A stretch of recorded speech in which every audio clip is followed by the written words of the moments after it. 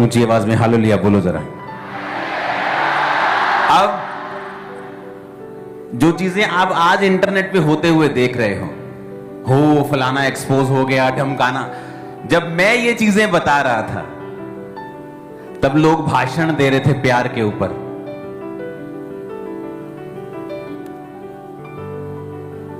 चल रहे थे ना भाषण लोगों के।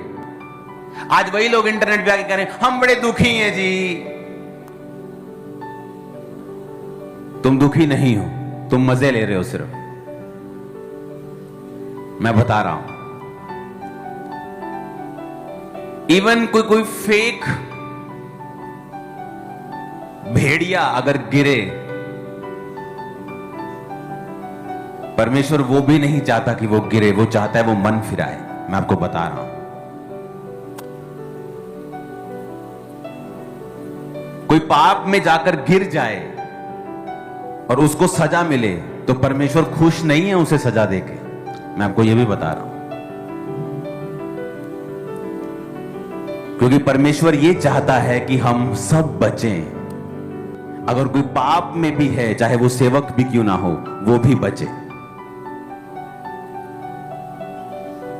इसलिए जो वर्तमान में हो रहा है मैं उस पर कभी भी रिएक्ट नहीं करता हूं, क्योंकि मुझे वही बोलना है जो पवित्र आत्मा ने मुझे बोला।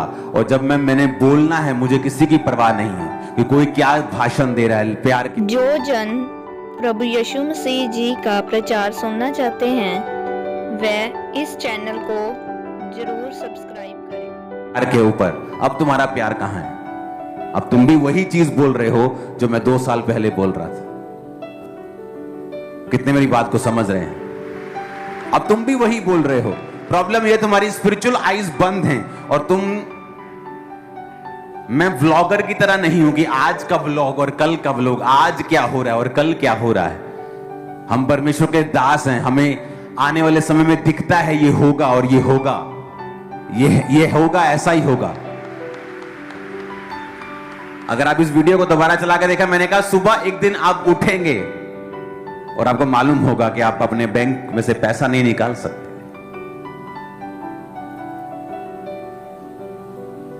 तब लोग सोचते हैं ऐसा कैसे हो सकता है, ये तो ऐसे होता है, इनकी इतनी गारंटीज होती हैं, ये तो ऐसे हो ही नहीं सकता है। क्योंकि आप, परमेश्वर तब बोलता है जब उसका कोई भी संभावना नहीं होती, ताकि जब पूरा हो, परमेश्वर लोगों को पता हो कि ये कोई डेटा देखकर की गई प्रोफेसी नहीं है। ये तब बोला गया था जब सब कुछ साफ था कि इतनी बारिश होगी, इतनी बारिश होगी कि तेरे को जाने की जगह भी नहीं मिलेगी, भाग जा, अभी इतनी बारिश होगी। वैसा ही हुआ जैसे एलिया ने कहा था। कितने इन बातों को समझ रहे हैं? उसने तब नहीं कहा जब आधे बादल आगे और सोचा बारिश हो सकती है। सब बता सकते हैं बारिश हो सकती है, लेकिन उसने तब बताया जब एक सिर्फ मुट्ठी भर बादल, जब परमेश्वर ने कहा कि अब बारिश होगी, और उसने देखा और कहा अब चला जा, क्योंकि इतनी बारिश होगी शायद तू यहां पर सरवाइव भी ना कर सके, तेरा रथ भी रुक जाए, अब चला जा।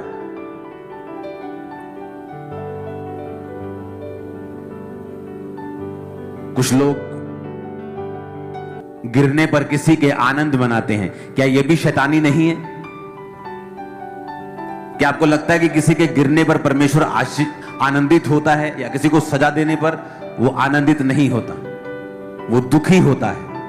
लेकिन अब ये उस बंदे की चॉइस है कि वो करैक्टर में ढीला है या करैक्टर में सही नहीं है, उसने पवित्रताई को छोड़ दिया है, ये उसकी चॉइस है। परमेश्वर इससे दुखी है और वो चाहता है हर बंदा, हर पास्टर, हर प्रॉफिट, हर अपोस्टल, हर सेवक बचे।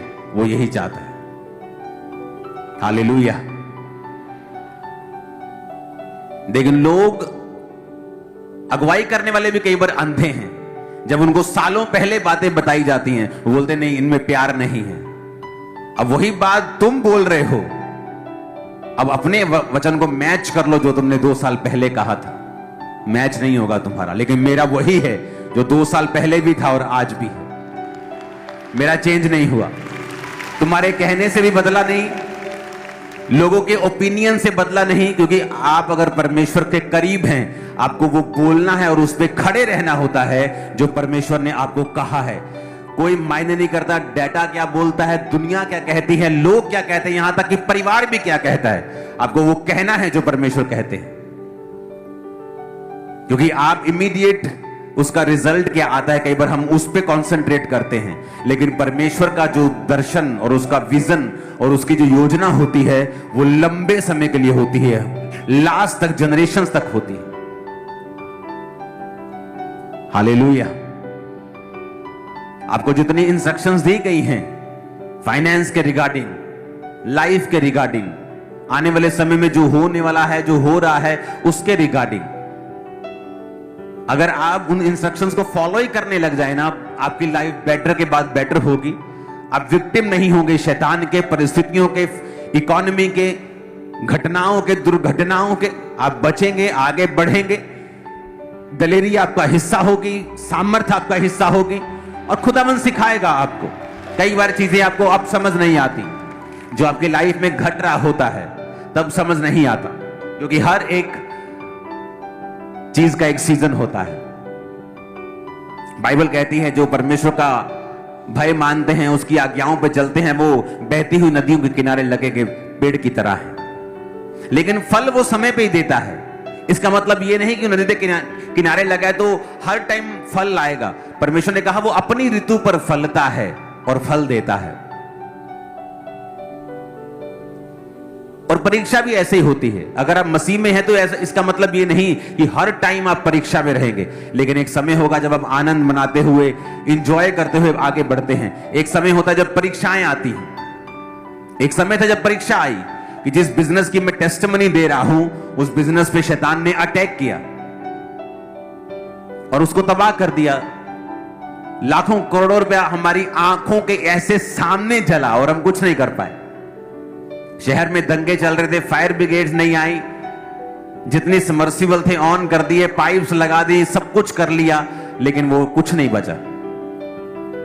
95-97% सामान सारा खत्म हो गया था, और वो भी अपने टाइम के पीक, बिजनेस पीक के ऊपर। तो जिस परमेश्वर ने दिया वो ऐसा अलाउ क्यों करेगा कि वो चीज खत्म हो जाए। लेकिन कई बार परमेश्वर आपको परखता है और तब समझ नहीं आता। तब वो समय होता है जब हमें परमेश्वर के वचन को सहारा मानकर चलना होता है कि परमेश्वर कहता है सब बातें मिलकर भलाई को पैदा करती हैं जो मसीह यीशु से प्रेम करते हैं।